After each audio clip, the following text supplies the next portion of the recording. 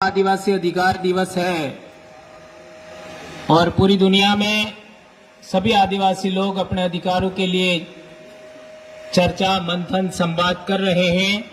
उसी कड़ी में इस साल का जो कार्यक्रम है वो हमारा नॉर्थ ईस्ट के 7 सिस्टर्स स्टेट में कार्बी आंगलंग जिला असम में आयोजित है।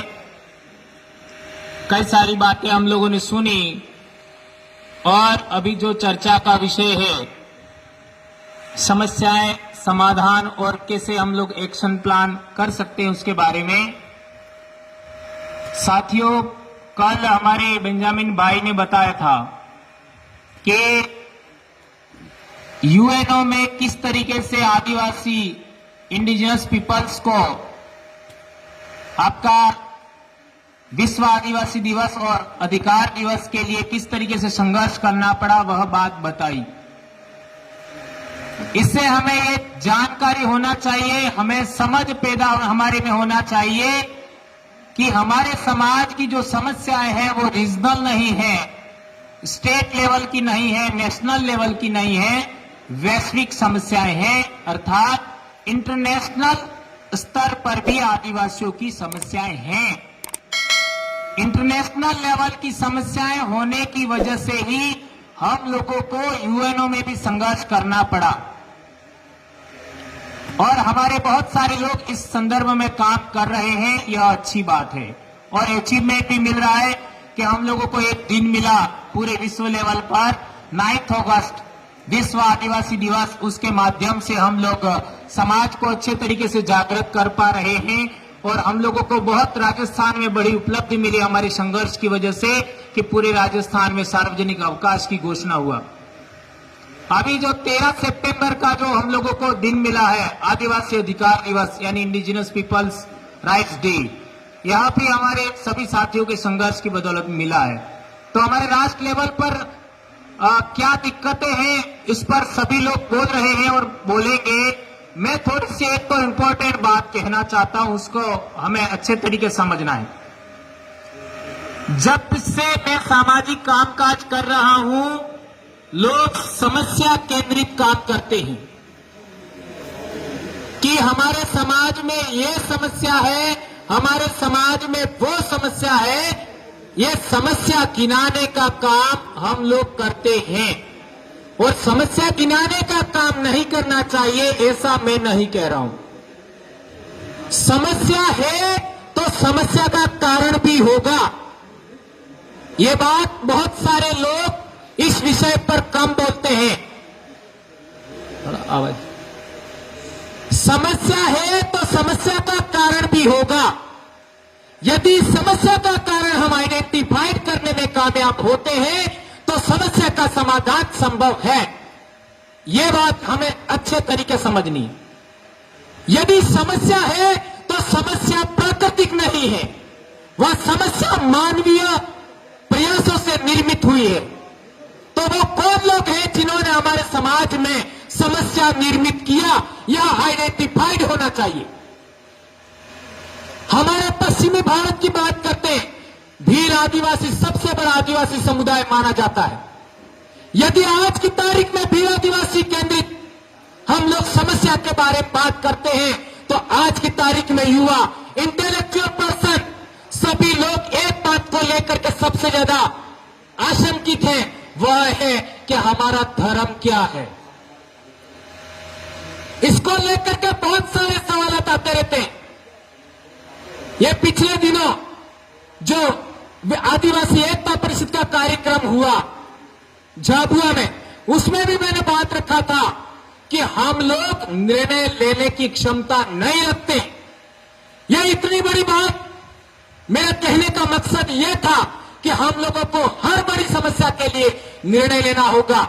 और आज की शाम को हम लोग बहुत सारी अच्छा डिस्कशन हुआ, उसमें निर्णय लेने जैसी बातें हुई, यह मेरे को अच्छा लगा। तो एक समस्या क्या है कि हमारा धर्म क्या है। आज देश में जो सर्टिफाइड या आइडेंटिफाइड या फिर रजिस्टर्ड जितने भी धर्म हैं, वो सभी धर्म आदिवासियों को बिखेरने के लिए है, ऐसा मैं मानता हूं। जो रजिस्टर्ड धर्म है, कोई भी धर्म आदिवासियों का एक करने में आज की तारीख में सक्षम नहीं है।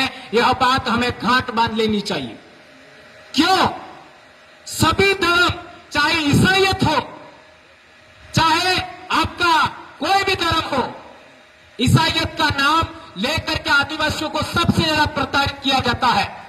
लेकिन जो भारत में सबसे ज्यादा बड़ा धर्म है, जिसको हिंदुइज्म कहते हैं, वह भी देखो तो दोनों में धर्मांतरण हमारा हो रहा है।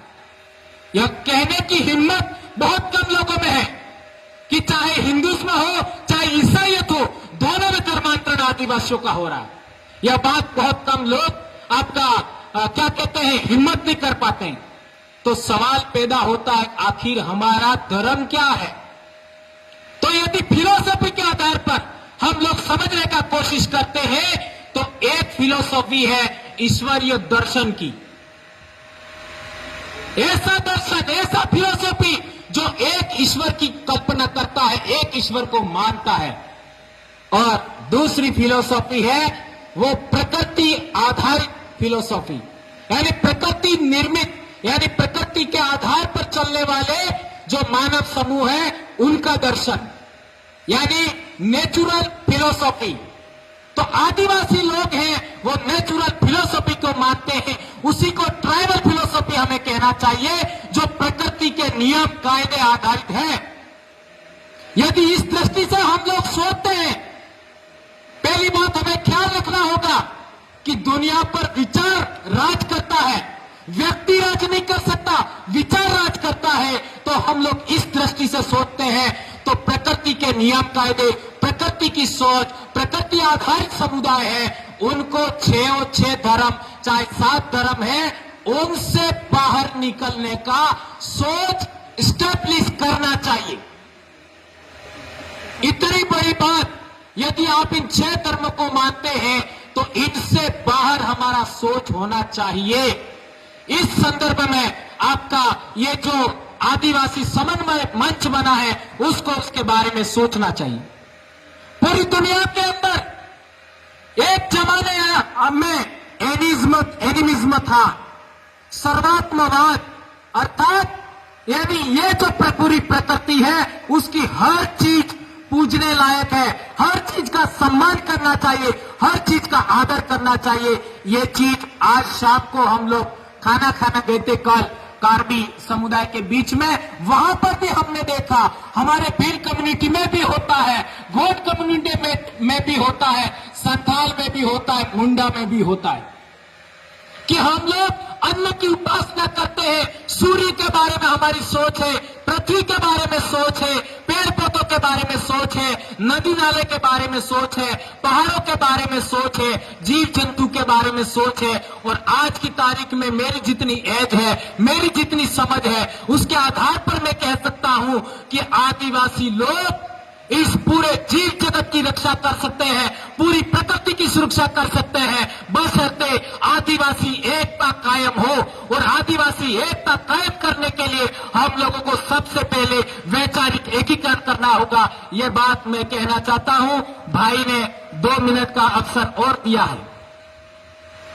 एक और बात, इतना सब कुछ होते हुए सबसे गंभीर समस्या है कि हम लोगों के सामने, हम लोगों को रोकने के लिए सबसे पहले आदिवासी एक्टिविस्ट सामने आते हैं, और वो लोग पॉलिटिकल लोगों के द्वारा संरक्षित होते हैं।